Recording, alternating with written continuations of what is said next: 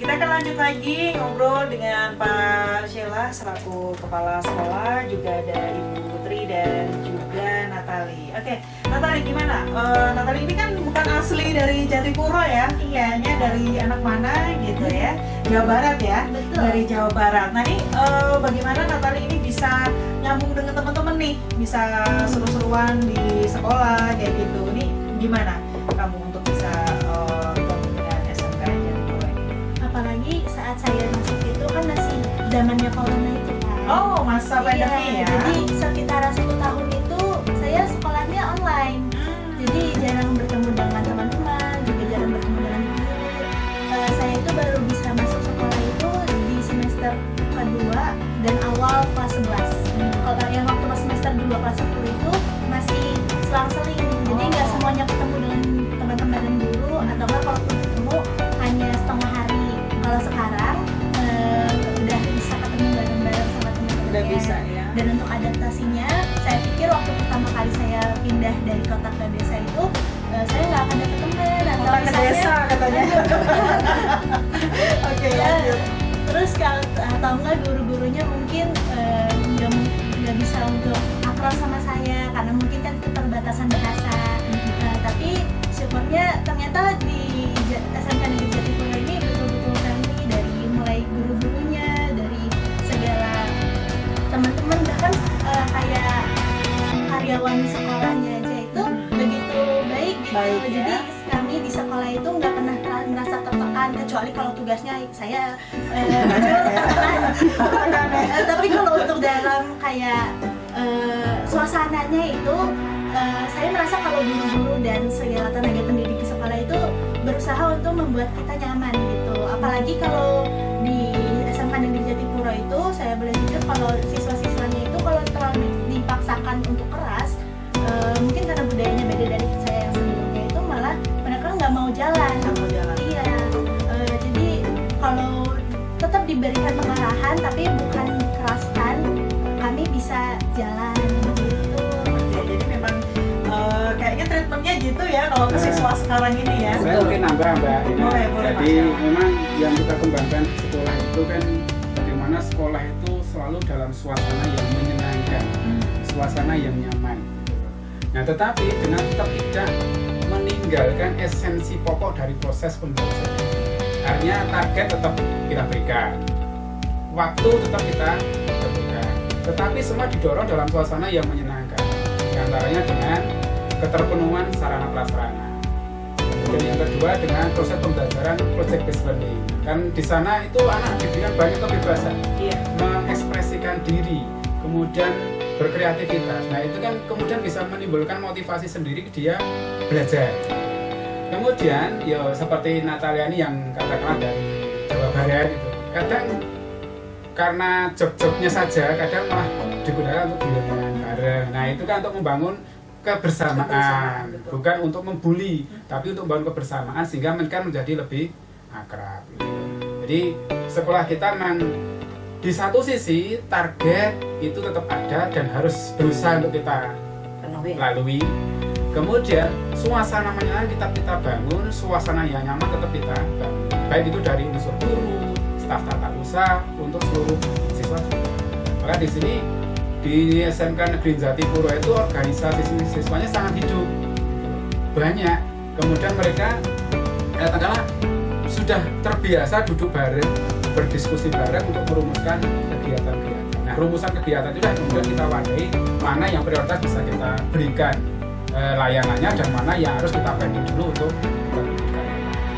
Lantas, minat dan bakat kita tampung, kita arahkan dan berusaha untuk kita realisasikan sesuai dengan tingkat kemampuan sekolah. Biasa.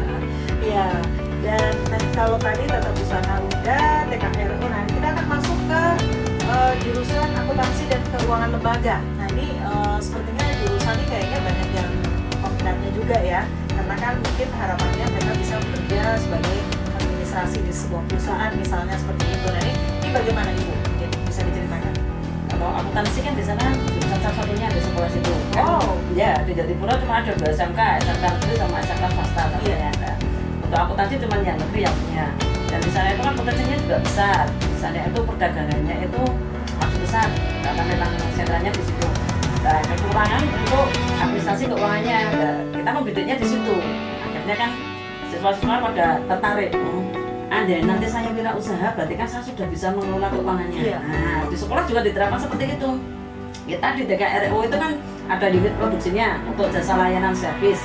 Kita kebetulan untuk sarkasnya di TKR itu sudah komplit sama seperti yang dimiliki oleh BK resmi. Cuman kalau lahannya kita terbatas untuk lahan, jadi kan tidak bisa sesuai standar. Iya.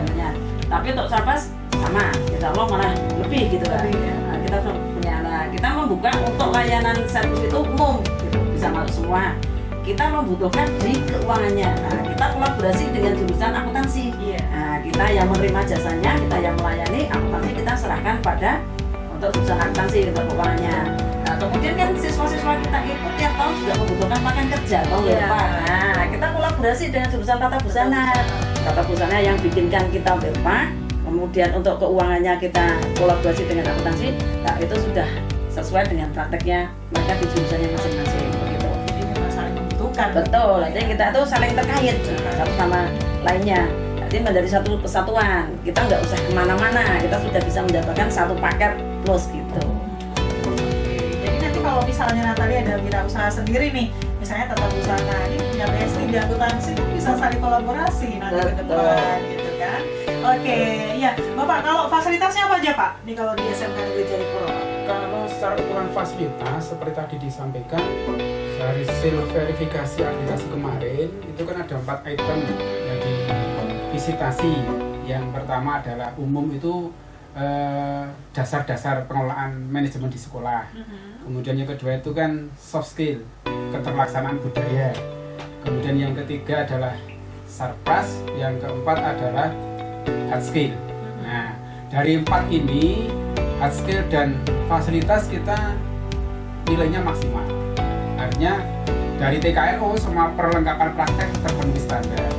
Kemudian di tata busana dari mesin jahit, kemudian pola potong dan sebagainya juga sudah terpenuhi. Bahkan di tata busana itu satu anak satu mesin. Mesinnya ya. Ya. Nah, satu mesin. Kemudian di akuntansi kita punya 3 lab komputer. Jadi akuntansi digital dan 1 lab akuntansi manual. Jadi sarana prasarana di sekolah kami boleh dikatakan memang hampir mendekati lengkap. Tapi kan karena perubahan teknologi kan kita tetap harus upgrade. Maka pengembangan sarpat pun tetap menjadi program sekolah untuk upgrade teknologi. Oke, kalau untuk prestasi sendiri mungkin bisa diceritakan mungkin beberapa apa yang sudah dilakukan. Kalau untuk prestasi di TKRO itu kan tetap ukurannya apa? Rekrutmen. Nah, anak itu ketika lulus itu bisa ditampung di industri. Nah, kan mesti di poinnya akreditasi ada berapa persen yang sesuai dengan jurusannya, berapa persen yang tidak dan lain sebagainya, pekerjaannya bagaimana kan gitu. Kebetulan di TKRO sudah ada yang diterima di PT Astra Daihatsu, kemudian ada yang di bengkel-bengkel resmi, kecuali itu juga ada yang melanjutkan. Tetapi hampir 50% lebih itu anak-anak itu bekerja sesuai passionnya gitu. Ya. Karena kita di TKR itu yang di kelas 10 itu minimal dia sudah menguasai untuk perawatan berkala 10.000. Nah itu langsung asesornya dari industri. Kalau industri kan kita nggak main-main ya, karena memang standarnya beliau standar industri ya gitu. Untuk yang kelas 11 dipastikan anak itu sudah bisa untuk perawatan berkala 20.000 kilo. Iya. Nah, kemudian yang di kelas 3 itu sudah bisa 40.000 kilo. Dan guru-gurunya yang mengajar itu semuanya sudah punya sertifikat teknisi, pro teknisi. Artinya kan sebelum kita mengajarkan ke siswa, itu gurunya itu sudah bisa duluan gitu loh. Artinya beliau mau mengajarkan itu sudah bisa. Seperti kalau saya sedang ngajar itu, saya praktekkan dulu. Anak-anak silakan dilihat, guru mau mempraktekkan, nanti silakan Anda mempraktekkan seperti apa yang guru.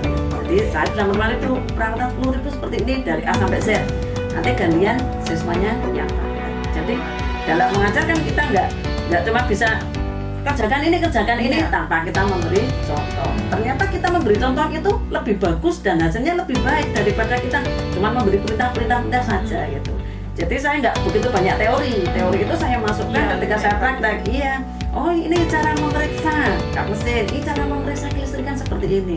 Anak kan dengan sendiri, oh bu guru tadi ya dikerjakan seperti ini, saya tak mau seperti itu. Nah, begitu Bang. Jadi kita nggak terlalu banyak apa ya kayak SMK sastra ya, kita banyak petarungnya gini-gini, anak nanti udah nggak ada yang masuk gitu loh, nggak bisa. Jadi kita langsung praktek. Kamu lihat buku guru praktek, nanti silahkan Anda kerjakan seperti apa yang bu guru lakukan, kayak begitu. Tinggal modifikasi aja. Betul, ya, iya. siswanya ya. Jadi begitu siswa itu keluar, nanti siswa itu sudah seperti levelnya mekanik atau teknisi gitu. Iya. Jadi kita sebisa mungkin kita siapkan tenaga kerja itu benar-benar yang sesuai dengan apa yang diminta industri gitu. Wah, luar biasa. Ya, ini sudah PPDB ya, Ibu Iya. Bapak ya. Gimana ini untuk rangkaian PPDB-nya di SMK Negeri Jatimuro? Hari ini tuh hari pertama untuk pembuatan akun. Oke. Nah, kalau menilik dari yang tahun kemarin, itu kita antusiasnya banyak di TKRO. Kemarin itu kita membuang 90 anak. Oh iya. Nah, tidak diterima di TKRO, semua pengennya TKR gitu loh.